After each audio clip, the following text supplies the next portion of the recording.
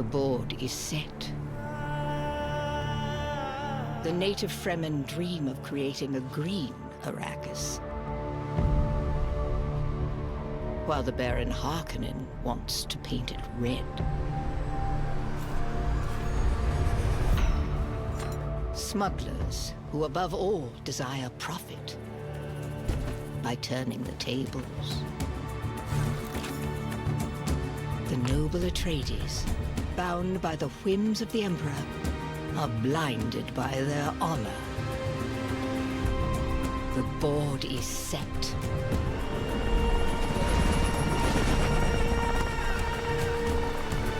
The Spice War begins.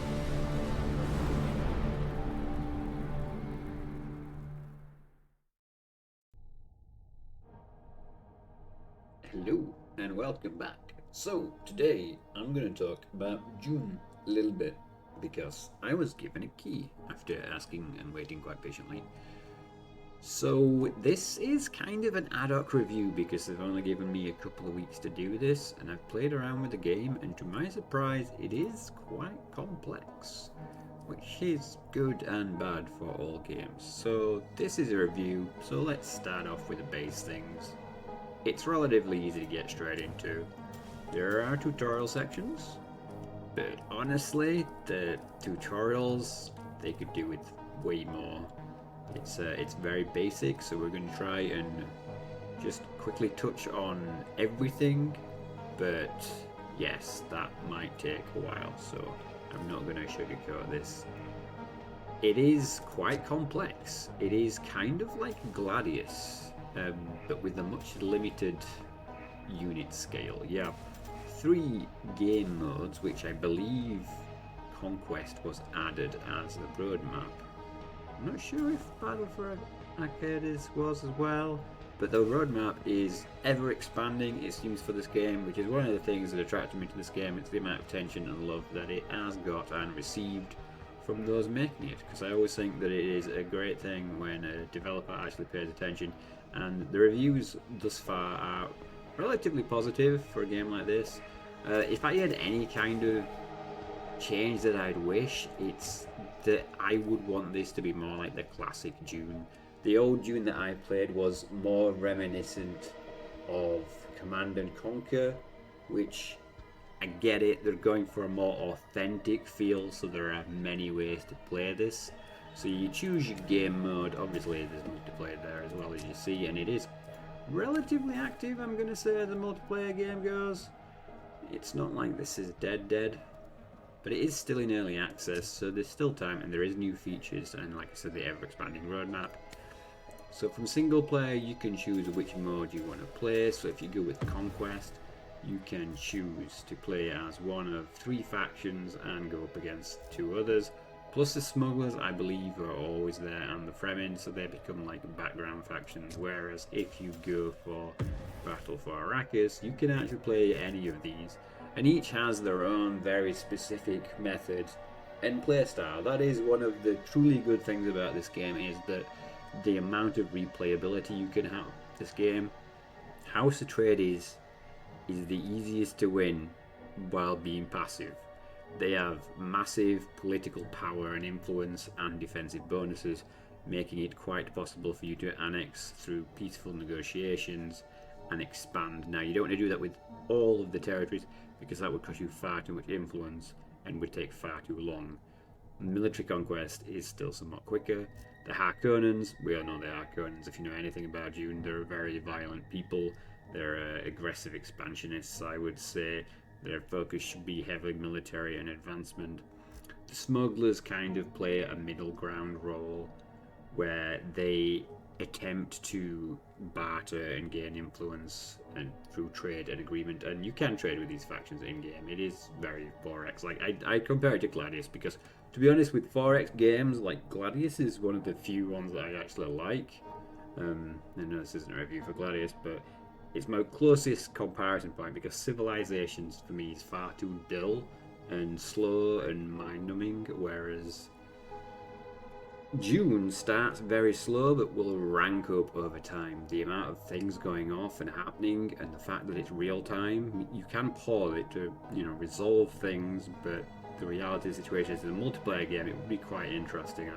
I'm quite keen to try it with some people, but I don't actually know that many people who play the game, so yeah, we'll have to see if more people get interested after this video. The Fremen have some more unique abilities.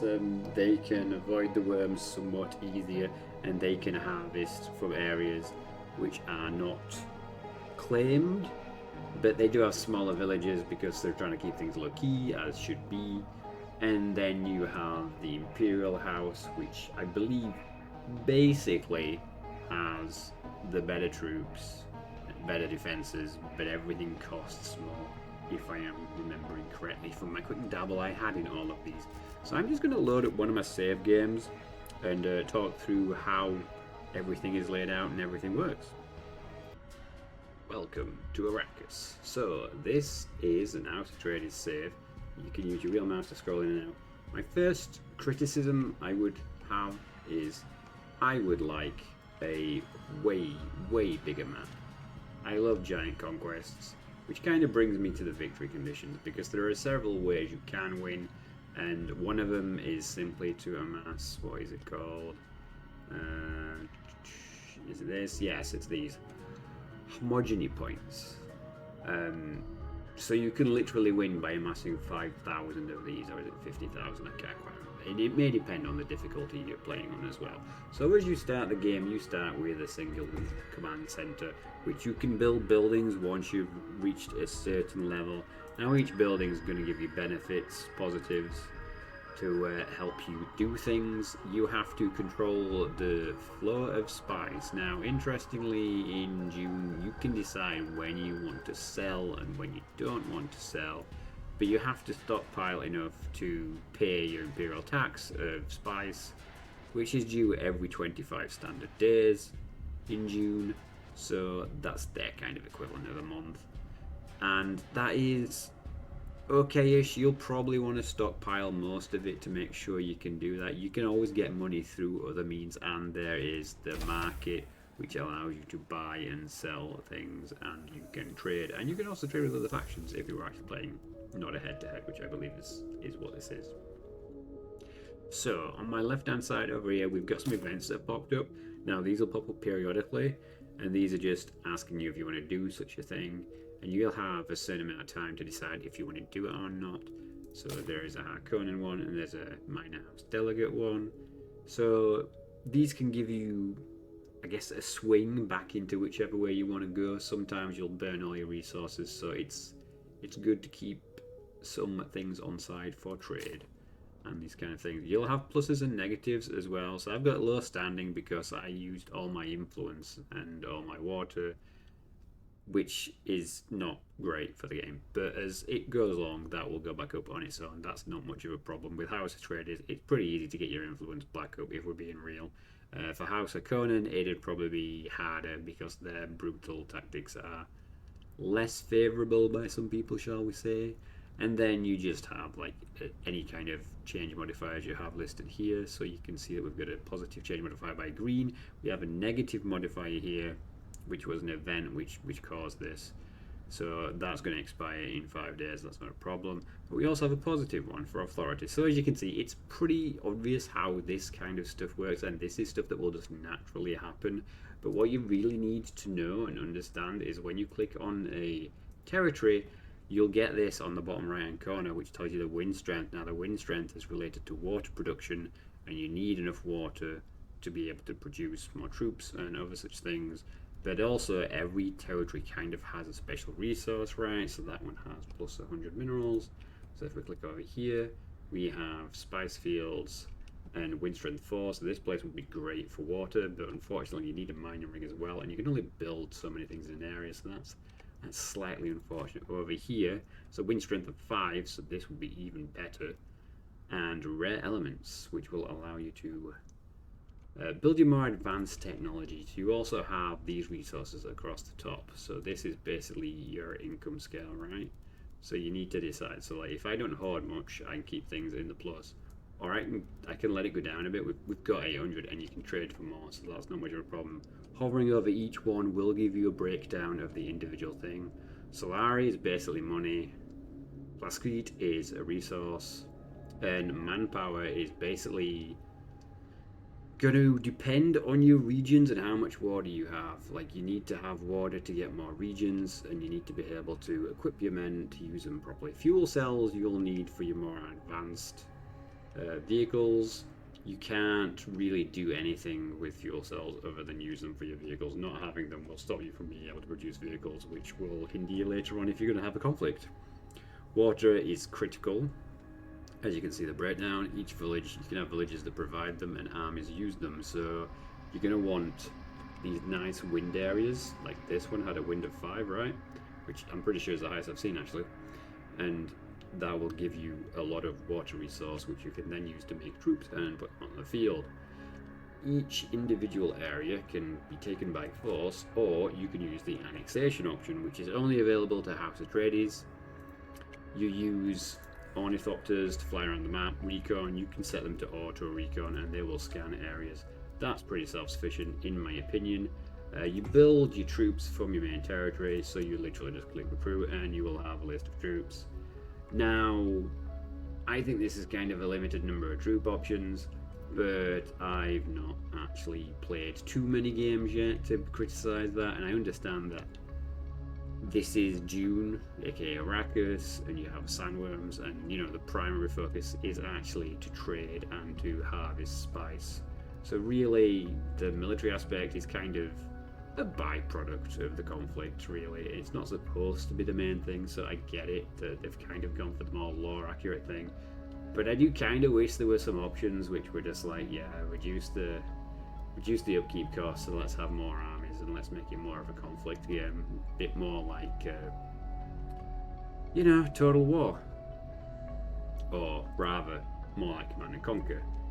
But it's not got a lot of large-scale engagements. There's also always one of these, which is basically the North Pole. We'll have frozen ice, so capturing this area, while the wind here sucks, water does naturally occur here and it's frozen here, so if you get that, that is a massive boon to water production, which can lead to a massive bonus for your armies, shall we say. Like, as I was moving on here, I was about to claim that and then claim this area so that I would have that resource, but also if we zoom out, you can see that their actual base is there, so they're already moving up towards taking that. So we were heading for a conflict, which was ultimately which way it was going to go.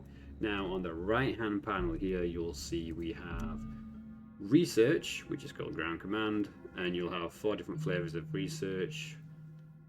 I'm not going to go into this too much because research is research, you can figure it out for yourself, but the Atreides do have some defensive specific things, like the things with the Atreides flag is Atreides research basically. So you can see that they have their own little bits stocked around here and there, so you can go through things a bit more peacefully and get passive buffs, and they're very good at defending. This is the council, so every 20, I want to say 25, but I can't remember if that's accurate or not, you will get asked about what you want to do, and these events change, and you can throw your support behind them, and it's basically a case of who can get the most support for something will win. When it goes blue, you're more likely to win. Basically, it's an indicator that you're probably going to outvote anyone else, and considering like the mine houses can influence things, and not all of these actually only impact you. So there can be global ones like this one. All factions suffer military development. Completion speed is decreased by 50%, so everything will take twice as long to build militarily, which is not great if you're actually in the middle of a fight. So you can try and skew things, and you can try and arrange political things to happen when you want them to happen to favour you when you're going to actually engage the enemy. And this last one over here is espionage. So you have agents, you assign agents to areas, and you do research. You can also have various different abilities down the flank here. Now, I believe these ones are House Atreides only. So Arrakis Diplomat and Ceasefire. And every faction will probably have its own version of this, so sport intelligence as well. you basically can see the breakdown of what you've got, your agents, as we currently have. We went for... no. I guess those are the... are those the other factions? Sand Killers, Fremen Alliance. You know what? I'm not sure. It says faction. Maybe they're just the Freeman agents, because we're facing the Freeman. But yes, you can usually get a breakdown of what's happening, and with enough intel you can find out what every faction is up to. Every time you get an event it will come up here, so you can see the landslide vote. They're slightly annoying because you click on it once to go to it, but clicking on it again doesn't close it, so you gotta actually close it or go to another event, which I find a bit anti-intuitive. So ongoing siege, we were rapidly expanding. We were going north and south at the same time, and then we detected this big boy, which is basically a ship. I think we can trade with these guys though, or get them on our side, which could potentially only be an Atreides thing as well. So you get construction complete notifications, and we could actually build something else, technically speaking, if we could afford it. So that is basically the rundown of how Dune works. You can choose your victory mode. There are several different ones. Like I say, you can literally use this, and when that bar fills, you will have won.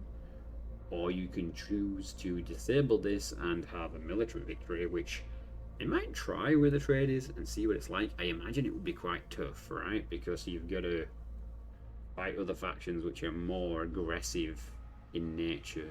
So you might have to slowly expand, annex, and then defend up, and then wait for them to attack you and then counterattack. Which could be interesting. In terms of troops and troop healing... no, it's not going to tell me to him. Fine. Okay, so troops have basically 3 stats: health, armor, and supply. As you would normally expect, well, they have attack as well, but you know, attack power, health, and armor, standard kind of thing. Supplies are in relation to you being in non-friendly territory. While you're in your own territory, which is controlled, you are fine.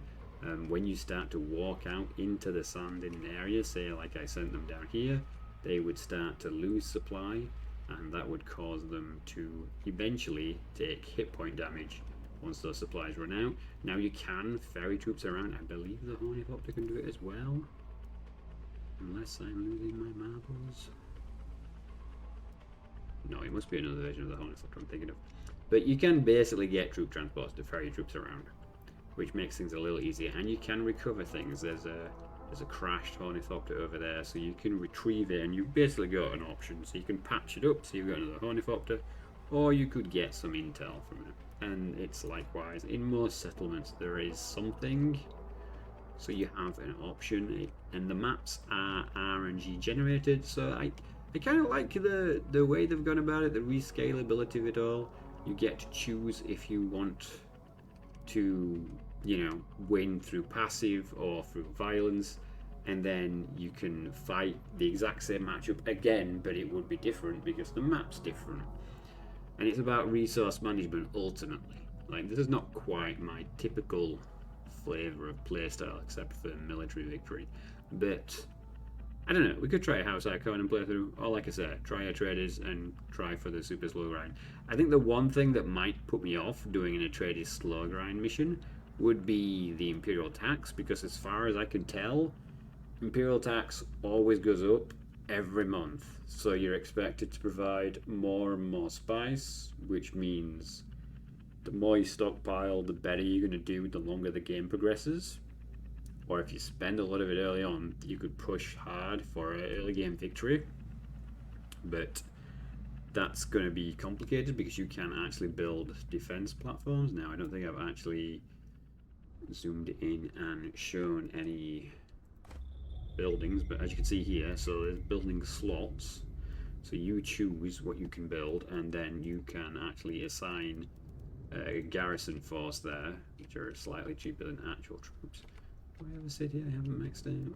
Yeah, this one. Okay, so you can click, and then you'll have a series of buildings based on what you've already got access to. So militarily, you can add missile batteries, recruitment officers, bases, airfields for the aircraft, nuclear silos, but nukes are kind of bad. and they have requirements as well. So that is pretty much it, I think. I don't want to waffle on too much. This has been 20 minutes of me explaining Dune mechanics, which is why I think the tutorial could be more in depth. Let me know in the comments if you'd like to see footage of a let's play of this, because I'm willing and tempted to actually do that. I was originally going to do that for my review, but there's so much depth to the game. I didn't really expect it when I first started playing. I was just like, okay, we'll build an army, we'll fight, we'll win, you know? But I do like that they've actually embraced some of the more technical aspects of it and made it more Dune focused. I'm a massive Dune fan. So I guess ultimately that leaves two questions. Do I think it's worth it? And should you buy it? So Dune currently costs 25 GDP, which is the British currency. So as games go, that's pretty good.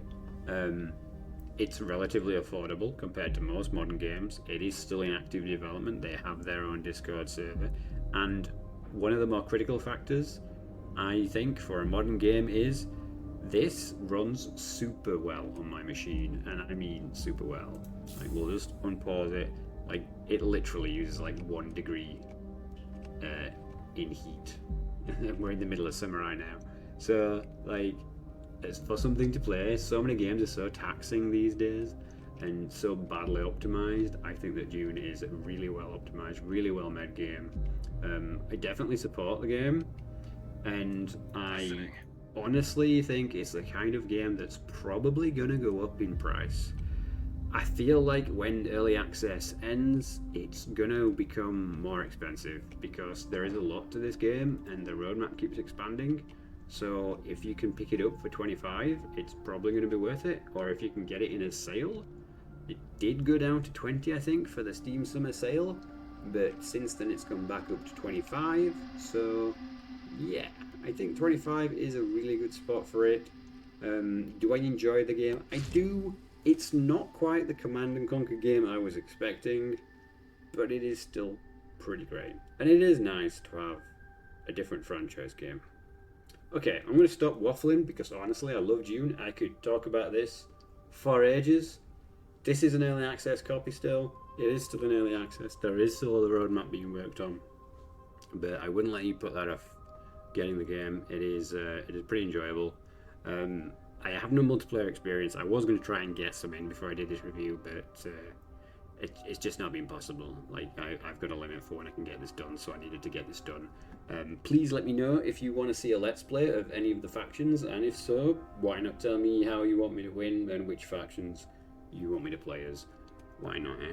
Thank you very much. I wish you good fortune all the whilst come, and I'll hopefully see you in the next one.